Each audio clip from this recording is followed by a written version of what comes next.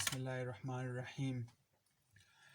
We have all seen in our life that there are friends, there are people in our society, in our gatherings, in our working place that do not agree with us, they disagree with us, and at times we may think that we are right and we have given them physical evidence, we have given them all sorts of evidence, but they choose to disagree with us. What do you mean you don't agree with me? Do you know who you're dealing with?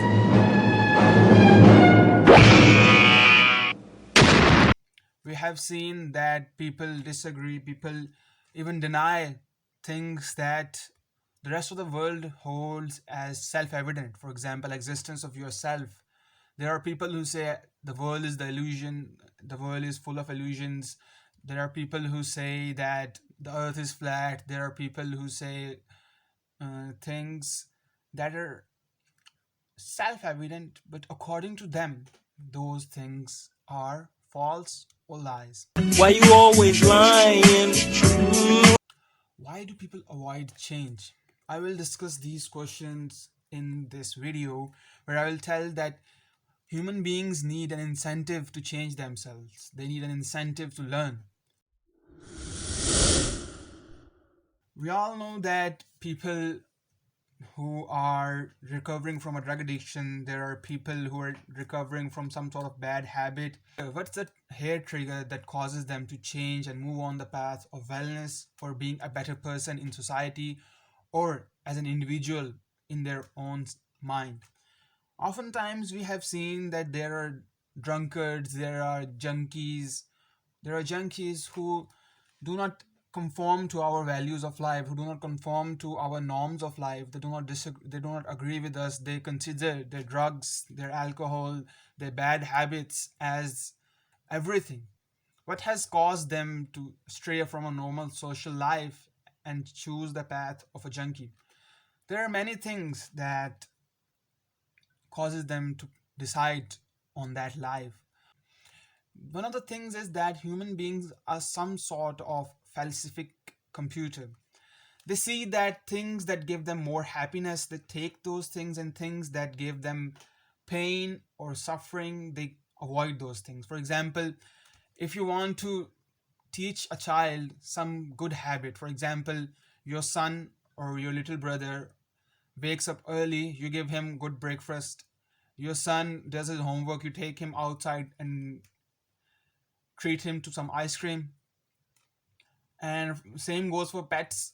You have a dog whistle, you blow the whistle when the dog is behaving in a manner you don't appreciate, or in a way you tame animals. In a sense, in a manner of cognitive behavioral therapy, you teach them by pleasure and pain what to avoid and what to do. You beat a kid, you beat a dog in case he tries or she tries or it tries to do something bad or harmful to himself or those that surround him. So human beings learn from that this is bad, this is wrong. That's how brainwashing works. That's how brainwashing by electric current works. That's how brainwashing by drugs work. Like, people are given drugs to promote the behavior the brainwashers want them to do. How to avoid or how to prevent the usage of drugs or some sort of thing, some sort of bad habits that give us happiness, that give us pleasure, and we continue doing it, but we know in the long term they will be harmful for us. There was an experiment of a rat cage. A mouse was given some cocaine and some water and food. The mouse continued to consume cocaine and avoided food and water till he died.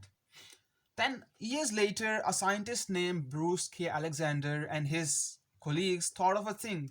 They provided the mouse with a rat park instead of a rat cage. They provided the mouse with mates, companions, foods, toys, and things to enjoy upon. Then they gave the mouse some cocaine, some water, and food. The mouse never touched the cocaine. The mouse never cared for drugs when his social life was being fulfilled.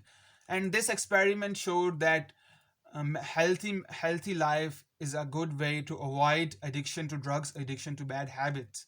So same pleasure and pain concept applies to people who want to learn something. For example, there is a person who lives a 9 to 5 job. He does everything, he gets his food on time, he's happy with his wife, family, he's happy with his life, he doesn't question anything. He doesn't question his beliefs, he doesn't question his his viewpoints, he's happy with his political standings, he's happy with his religious standings, he continues to do whatever he continues to do.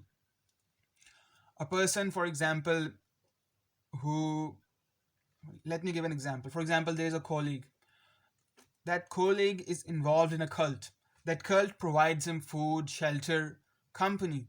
Like a child who wants to be cool and he gets to sit with the cool kids. He will never leave the cool kids and go sit with the uncool kids. Same way a grown adult would do that. He would never leave his cult and join the mainstream, because that cult is providing him all the basic necessities.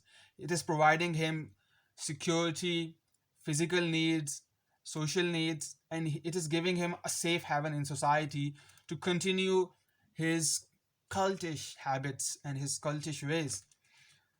And you cannot teach that person unless you give him something that's far more philosophically valuable to that person.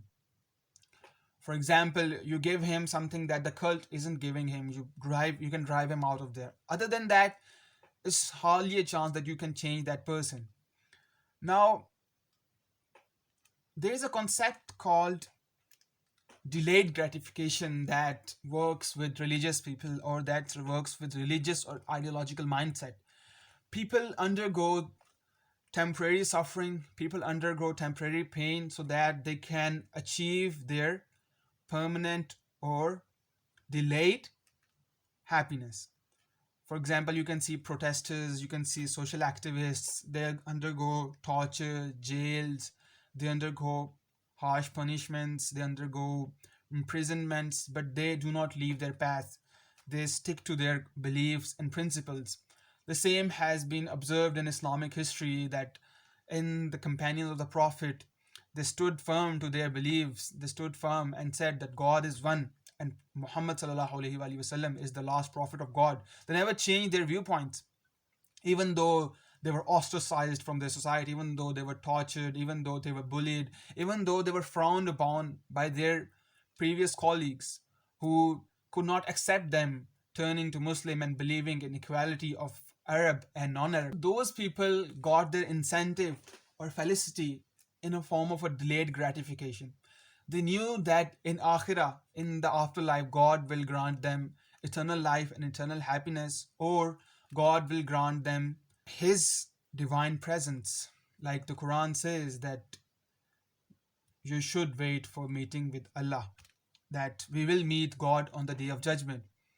So, just for their God, just to meet Allah in the form of being a good person, those people suffered, they destroyed their concept of pain and pleasure. They recognized that the true pleasure and true happiness is in the hereafter. This world is just mere a test. And they used that delayed gratification concept and survived in those harsh conditions. So, same can be given to people who do not agree with your viewpoints. You have to give them either a physical or a present that supersedes their previous felicity that was given to them by holding their previous beliefs. To change their beliefs from old to new, you have to give them something that the old didn't possess. For example, a non-Muslim, you have to tell them the blessings of afterlife. You have to tell them how God punishes people who do not follow his ways. You have to tell him how God gifts people who follow his ways. And that way, a person who is stuck in hedonism, who is stuck in materialism, can leave his concepts, his previous concepts, and leave his way of life. So giving a person incentive can help him to leave his views that are materialistic, hedonistic, or incoherent from the norms of humanity or humans or society itself. And that also should teach you a lesson that we should recognize that people who are happy in their own life does not want to change. A person who gains money, who gains fame from lying, he will continue lying. You can see many YouTubers who continue to vilify their dignity, who continue to ruin their dignity just for fame, just because they're receiving the instant cash. They continue to destroy their personal dignity, they continue to do shameless things just for views. You cannot teach that person, hey, this is wrong, you're not supposed to do this. Why what's the reason for that person to leave that habit and adopt your some sort of higher moral values? That person has no reason to leave his older values and join your values.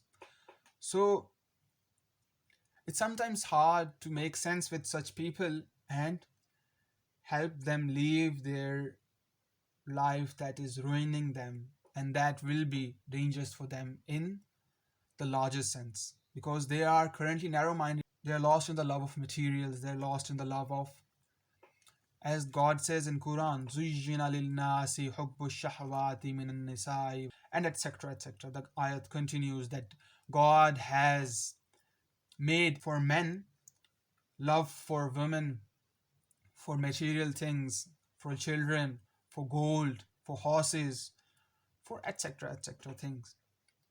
So you have to tell that person that this is all temporary and this will end one day, and you will just stand without nothing in your grave. You will be. They say that Alexander the Great left empty handed this world, and we all know that he almost ruled the world. He left empty handed.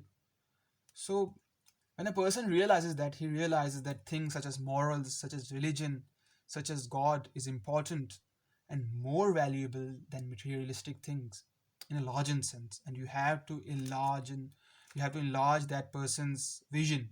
You have to tell him that no, this money in front of you is just illusion, and the vast picture in front of you, paradise, God, afterlife, heaven and hell, is your eternal life, and that's your true form and your final resting place.